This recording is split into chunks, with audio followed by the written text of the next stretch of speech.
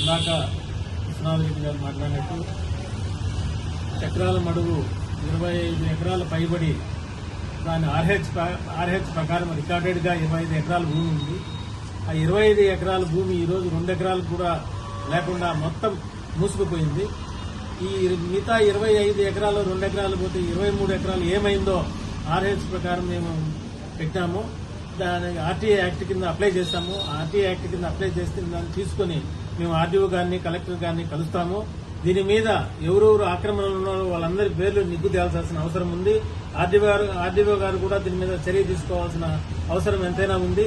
ఇప్పుడే తెలిసిన సమాచారం ఏమంటే ఈ వంకదారి శ్రీనివాసులు గారి భూమి కోర్టులో ఇప్పుడు కోర్టులో వేసిన భూమిని 977 సర్వే నంబరును 977/3గా రికార్డు చేసి 17 భాగాలు దాన్ని విభజించి 2 ఎకరాలను దీన్ని రిజిస్టర్ చేసి కోర్టులు ఆర్జించడం జరిగింది.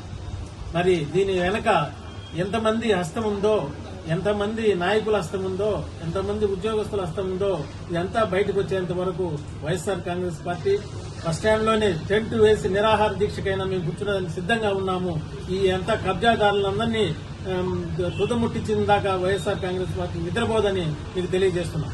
అదేవిధంగా ఈ మధ్య కాలంలోనే ఇతను చీటీలు వేస్తూ కొంత 50 కోట్లు 60 కోట్లు ఐపీ పెట్టాడు.